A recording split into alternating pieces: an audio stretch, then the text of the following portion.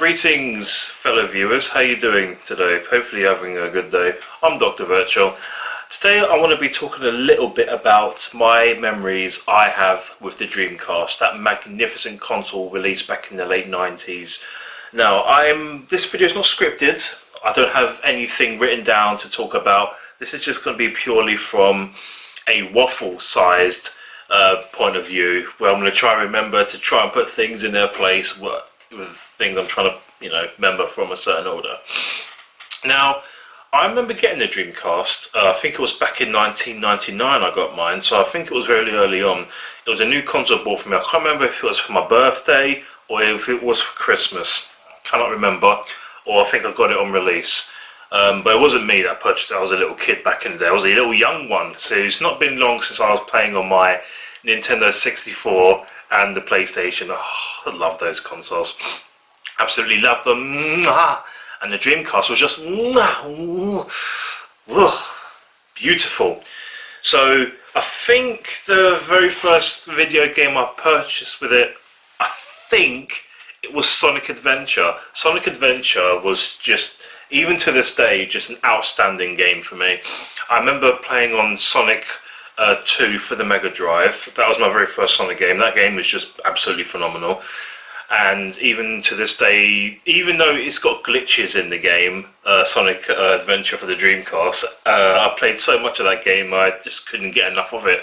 It was just one of those games I just couldn't get enough of, and I kept on playing it again, even after completing it.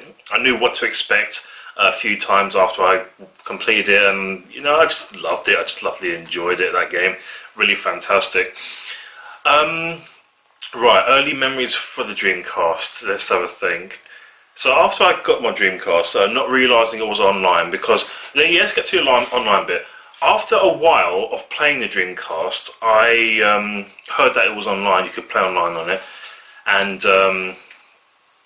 I tried to plug something into the Dreamcast. I can't remember what it was. I think it was the phone line, or something like that. Something like that. I didn't have the online modem for it, so back in those days, online was a little bit difficult to come by than what it is now, because you've got it all built in and you can just use Wi-Fi. That's easier.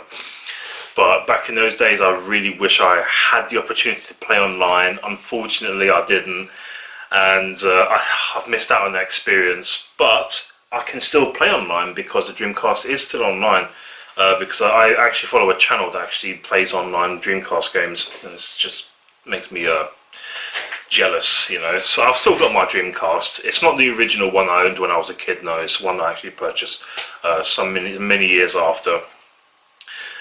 Some of the games, let's talk about some of the games. But before I do that, the controller for the Dreamcast, in my opinion, is just perfect. Absolutely love that thing, right? The fact you can actually play little mini games on the little memory cards. I don't know if they're called memory cards. I think they're called something else, UIV cards, or I'm going to call them memory cards for the sake of simplicity. Keeping it simple. I remember going to sleep one day, because on Sonic Adventure you have a little race thing, a little mini game, right? You can train your little Chow, and it's a little baby, right?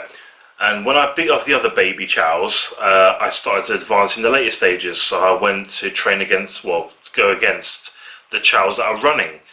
And for many months, I couldn't do it. I was wondering, my Chow's not getting any stronger. It's not doing anything. So when I managed to figure out that you could actually train your Chow on the memory card, I was asleep one day, right? And I got woken up by this alarm beep. And with that, I woke up to it. I was like, on my memory card, and I was thinking, what's this? Oh, my Chow is getting stronger. I can actually run faster. And with that, I think that was really good, impressive technology for its time. You could actually train your Chow even when you're asleep. I think I had my Dreamcast on. I think I had it on. I think so, in order for it to be trained. Oh no, I don't know if I did. I can't remember. But that was actually really good. I woke up to it and I played the game again on Sonic Adventure, the Chow race, and you could actually run faster. And I was like gobsmacked at the technology of what I'm experiencing here. It's really fantastic, and I thought, wow, this is really innovative. This is something else, this. nothing I've ever seen before. And Sonic Adventure was just one of those games. It was just I wouldn't say it's open world, but it's just kind of is. But it's not open world. I think it, to an extent, it is, because you can travel to different places and not include levels, which is interesting. But yeah, the fact you can play as Sonic, Knuckles, Miles, in other words, that's Tails. Amy, yeah, the cat, he was a bit of that. His levels were just I couldn't stand the fishing games. Who else was there? There was E102, Gamma, and you were gonna fight Eggman, and that was basically Sonic Adventure. I mean, that game was just mwah, love it to this day. Yeah, it's full of glitches, because some of the times when I was completing the game again and again and again, because it had so much replay value, especially as a kid playing that game, you know, if for those of you who have played Sonic Adventure, you'll know what I'm talking about with the replay value on that game. When I was playing that game over and over again, I noticed certain glitches were in certain levels, and you have to fall through the floor and you have to start again and stuff like that. It was annoying at times, but the game is flawed, but it's something that was of pure beauty, definitely. Next, Crazy Taxi. Oh, Crazy Taxi. What a game. Yeah, yeah, yeah, yeah, yeah. That song, man. Oh, man. Crazy Taxi was just one of those arcade games that, oh, pure beauty. Just a simple game, just driving a taxi around like a maniac, and you just get to drop off and pick up passengers and earn money, all against the clock. It's simple, yet effective, good, wholesome fun. That game, I played a lot of Crazy Taxi. My favourite taxi driver was BD Joe, and with that game, I put many hours into trying to perfect that game, along with other games as well. But Crazy Taxi was just one of those games I just wanted to perfect. Absolutely wanted it. I tried to own it. Everything about that game. It's the mini games as well that you could actually try out is really good, and the fact you get to try out these different moves and everything that the game sort of introduces you to, like the speed boost and the drifting, crazy drift and crazy boost. Once you combine those things, you could get a whole lot of bang for your buck, so to speak. The music in that game was quite fun. I was a little bit disappointed that you don't get many levels. I think you only just get one, but unfortunately, limitations and things, but it was all good fun, you know, it was really good fun, Crazy Taxi. I remember back in the days as well, when you have to, it wasn't a bootleg copy, but I went to one of those boot fair sales and I used to get some sort of other games, and you know, on the cheap, you know, and some of those discs you could, I don't know how to explain it, but I don't know if it was like a Japanese sort of copy, or I know all games in the PAL region had to be PAL, of course. I didn't have an NTSC Dreamcast, but goodness, I remember going to boot fair sales and purchasing certain discs and stuff so I could play other games on. Really, really good fun. Power Stone, oh, what a fighting game that is. It's one of those Super Smash Brother types of fighting games. It's really good. I don't know if it's a party game or I know it's a beat 'em up / fighting game. That game was absolutely great as well. Power Stone. All of you are fighting in a small area, running around, you know, using your weapons, whatever you can find, and using your special abilities. So many good fun characters to play as. I remember the Japanese character, he could transform to a Goku lookalike. That was actually pretty fun, because I was a fan of Dragon Ball Z back in the day, and I grew up with that anime, and it was just like, whoa, it looks like Goku I'm playing here. Really good fun. I like this. Power Stone is just one of those fighting games that I greatly recommend anyone to actually try out. If you haven't already played it, Power Stone, I don't know what happened to that game. It must have fallen off the rails since Sega's not in the business anymore, but unfortunately. But yeah, it was one of those fighting games where you could just fight in an area, open area, and just have mayhem. It was really, really, really good fun. Another game, Shenmue. Oh, Shenmue. We used to call it Shumi back in the day, but it's actually called Shenmue. That game, I spent days on. Literally, from the moment I saw what happened at the start, I don't want to try and spoil, give anything away here. You know, I'm not really the spoiler type, but from the moment I saw the open cinematic cutscenes, all the way to the fact the weather changes, you can get money, you can go to the arcades, you can interact with people, all the way to the final ending. Absolutely fantastic, magnificent piece of a video game. I don't think it was on one disc either. I think it was on 2 or 3 discs. I think so. I can't remember. I don't remember fully if it was on one disc. I think it was actually 2 in order for you to progress further in the game. But that video game, man, for its time, back when you were playing that when you were younger, you could just get lost with immersion in that story. That was just absolutely phenomenal, mate. Don't get me wrong, the game is absolutely fantastic and I absolutely love it. In fact, do get me wrong, because I absolutely love it. I've played Shenmue 2 on the Xbox, and I've got Shenmue 3 on the PlayStation 4. It's amazing how long it took to actually make another game. And I've not even fully completed that yet. I'm still in the first parts of it, and yeah, it's going around that game. But I just love the first one. The first Shenmue game, oh man, I could talk about that game for quite some time if I knew what I was talking about and not getting lost with how amazing it is. Everything from the graphics to the gameplay to the music, narrative-wise, and the story, it's just fantastic. You can't go wrong with that game. Oh man, Shenmue. If you've played the game and you like it, or if you love it, you'll know where I'm coming from, folks. You will know where I'm coming from.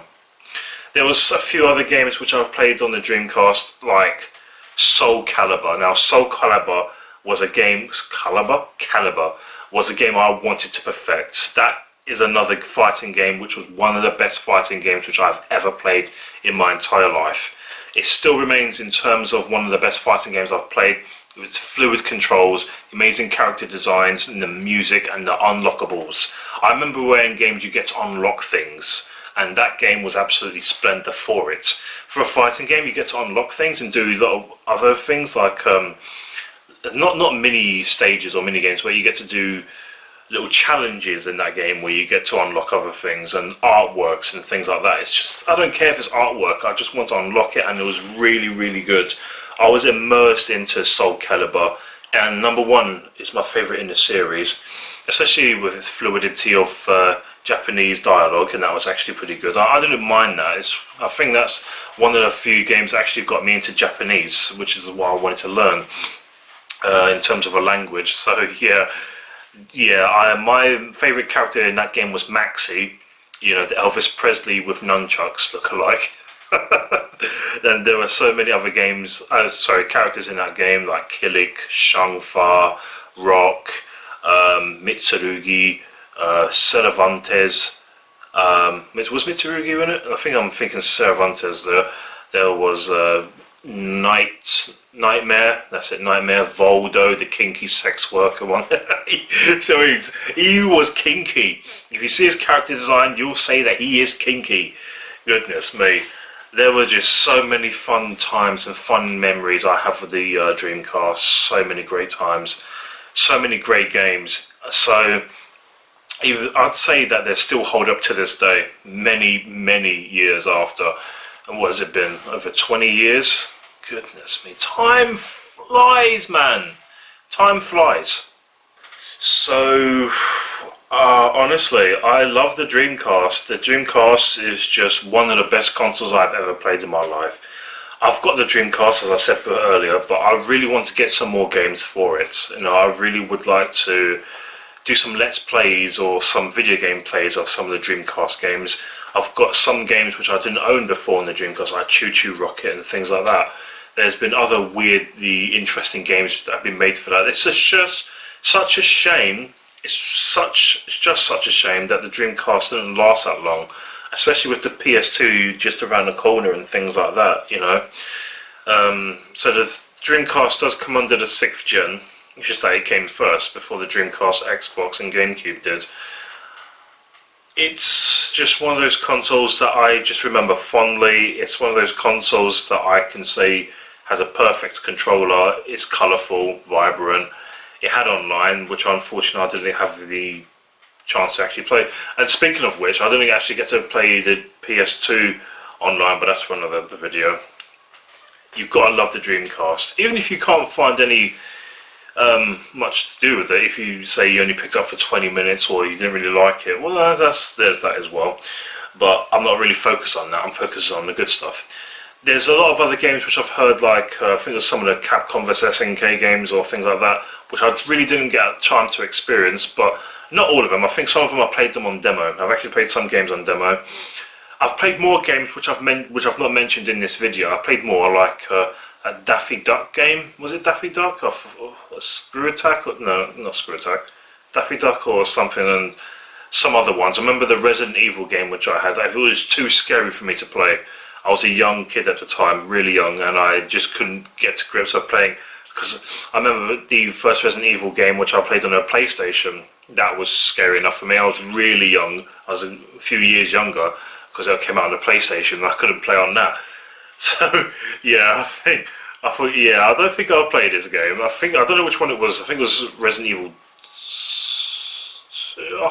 I'll put a picture there. I can't remember. But it was really good times. I really loved the Dreamcast. I've had solid times with it. Really good games. Such great games for the Dreamcast, and I would love to spend my time playing some more of them, you know, really appreciating the system for what it was. It just didn't have much, you know, love, you know, because it went out, you know, all out. I would love to see if there was going to be a Dreamcast 2. If Sega was to return, I'll be on that, absolutely. I'll definitely be on that. If there's going to be any remakes or anything from the past, from the Dreamcast games that I played on the first Dreamcast, yep, I'll be definitely on their case. They can have me moolah if they want, I don't mind. So, I want to keep this video short and brief. Yes, my memories of the Dreamcast, they're limited, but I had such great fun times with the Dreamcast. It's a console that I still love, it's a console that I still appreciate, and it's a console I can find value in because I can have so much fun with the games. So, what do you think of the Dreamcast, fellow minions? Have you played it? If you haven't, have you known anyone to play it? Do you know anyone who has got one? So, for those of you that have played it, what are some of your favourite games on it? Tell me in the comment section below. I'm Dr. Virtual. May retro gaming live on. May you have a good day. And please show some love to your Dreamcast. Oh, and one other thing before I leave this video. There's another game I want to talk about. Yeah. And that game's Chicken Run. Yes, Chicken Run. This is one of those, I played the game before I saw the movie type things. Chicken Run. I knew I wouldn't be able to cover everything in this video because of my memories. Now some of them are flooding back. Now, Chicken Run. Yes, I remember Chicken Run because that game was a little bit hard. A little bit hard that was, you know, trying to find pieces to get through this bit, that bit, and not too difficult, but it was actually quite fun. Chicken Run, yeah, is taken off the movie and everything, but after I played the game and completed it, you know, I saw the movie and I thought, hey, that's in the game, yeah, saw similarities and things that I recognised, like the dogs and everything, and Mrs. Tweedy and Mr. Tweedy is really good fun game. I like the fact that, what was it, I forgot the company name, wasn't Pixar, was it? No, it wasn't. I don't know if it was Pixar that made it, I'm not too sure, or was it the other company, DreamWorks, I think, one of the two, and yeah, I really enjoyed that game. That game was fun. I've still got it. I've got that game, and I've played it, and it still holds up for today. So, you take good care of yourselves, fellow minions. May retro gaming live on.